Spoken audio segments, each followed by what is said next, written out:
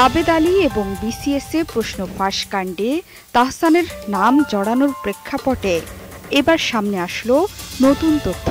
রীতিমতো বিস্ফোরণ ঘটালেন গায়ক তাহসান, জানালেন নতুন তথ্য, আর তাতেই তৈরি হলো নতুন প্রশ্ন। তাহলে কার দাবি ঠিক? কয়েকটি সংবাদ মাধ্যম সহ সামাজিক মাধ্যমে ঘুরে বেড়ানো বিভিন্ন তথ্য নাকি তাহসানের দাবি? তার আগে জেনে নেওয়া যাক ঘটনার পরম্পরা। বিসিএসের প্রশ্ন ফাঁস কাণ্ডে তোলপাড় যখন সারা দেশ, তখন হঠাৎ সামাজিক মাধ্যমে শিল্পী তাহসানের নাম জুড়ে ছড়িয়ে পড়ে বিভিন্ন তথ্য। বিশেষ করে সামাজিক মাধ্যমে বেশ কিছু তথ্য ভাইরালও হয়। আবেদ আলী তাহসানের মা পিএসসির চেয়ারম্যান থাকাকালীন তার গাড়ি চালক এবং তাহসানের ২৪তম বিসিএসে পররাষ্ট্র ক্যাডারে প্রথম হওয়ার তথ্যে চাঞ্চল্য তৈরি হয়। পিএসসির সাবেক চেয়ারম্যান ডক্টর মোহাম্মদ সাদিক বিভিন্ন সংবাদ মাধ্যমকে জানিয়েছেন, ডক্টর জিনাতুন নেসা তাহমিদা বেগম ও এটিএম আহমেদুল হক চৌধুরী যখন পিএসসির চেয়ারম্যান ছিলেন, তখন আবেদ পিএসসির চেয়ারম্যানের গাড়ি চালক ছিলেন। ইকরাম আহমদ যখন চেয়ারম্যান ছিলেন, তখন আবেদ বরখাস্ত হন। পরে তাকে চাকরিচ্যুত করা হয়।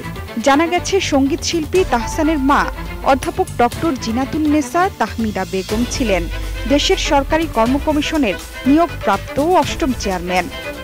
২০০২ সালের ৯ মে তিনি পিএসসির চেয়ারম্যান হিসেবে দায়িত্ব লাভ করেন এবং ২০০৭ সালের ৭ মে পর্যন্ত এ পদে ছিলেন।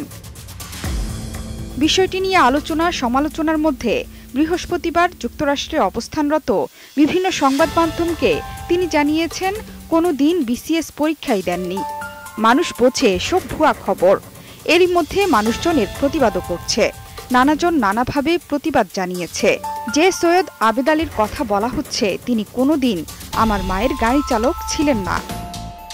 সুরকার ও সঙ্গীত পরিচালক প্রিন্স মাহমুদ, তিনি তাহসানের নাম জড়িয়ে বিভিন্ন কথা প্রচার করার কারণে ক্ষোভও প্রকাশ করেছেন। প্রিন্স মাহমুদ ফেসবুকে লিখেছেন, তাহসানের পররাষ্ট্র ক্যাডারে সুপারিশ হওয়ার খবরটি সত্য নয়। তাহসানের নামে ছড়ানো খবরটি একেবারেই মিথ্যা, সম্পূর্ণ মিথ্যা। সাধারণ মানুষের নজর অন্যদিকে সরিয়ে নেওয়ার জন্য এসব ভুয়া খবর সামনে আনা হয় মন্তব্য করে প্রিন্স মাহমুদ লিখেছেন, তাহসানের বাবা মা দুজনেই অত্যন্ত সৎ মানুষ। ছোটবেলা থেকে দেখেছি সাধারণ সরকারি কর্মকর্তাদের বাচ্চাদের মতো বড় হয়েছে তাহসান।